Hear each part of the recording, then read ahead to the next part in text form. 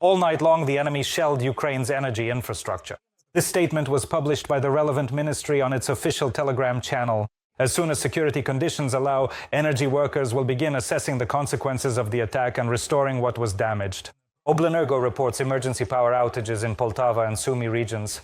Last night and at dawn, Dnipropetrovsk, Zaporizhzhia, Poltava, Odessa, Kirovohrad, Chernihiv, Cherkasy, Sumy regions, and in fact Kyiv itself came under missile and Shahed drone attacks.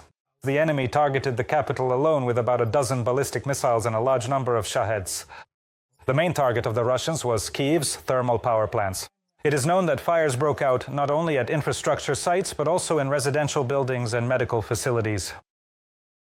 As of now, it is already known that 2 people have died in Kyiv as a result of the Russian attack. The body of the first victim was found in a building in the Dnipro district. This building was burning on the 8th and 9th floors. The fire has already been contained. 10 residents were injured and are receiving medical assistance. In total, it is currently known that debris from Shaheds hit and caused fires in 5 buildings in Kyiv. This happened in the Pechersky, Dniprovsky, Holosivsky, Darnitsky, and Solomiansky districts. Mayor Vitaly Klitschko also reported damage to the premises of one of the medical facilities on the left bank.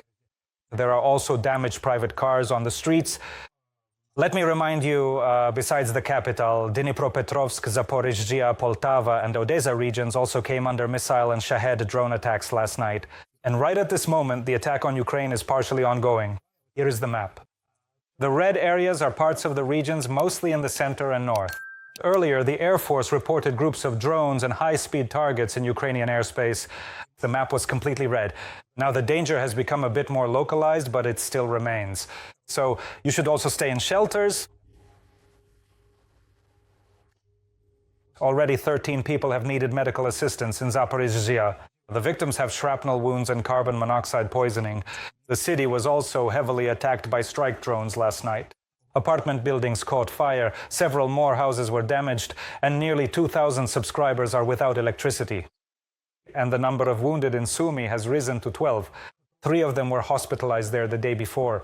In the afternoon, a drone struck an intersection. There are horrific videos online of the moment of the strike, which damaged a scheduled bus and at least 5 cars. The blast wave shattered windows in 3 apartment buildings. Emergency services worked under the threat of repeated strikes. The Russians also bombed Kherson from the air. An elderly woman was injured. Drone terror in the region does not stop. 7 civilians traveling in cars in Kherson and Komishani were wounded. The Russians dropped explosives on them from drones.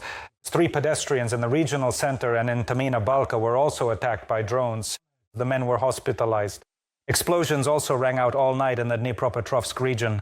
The enemy attacked critical infrastructure, including in Kamyansky and the Sloviansk community. In Pavlohrad, a 5-story building and 11 cars were damaged. Air defense forces destroyed 42 drones over this region.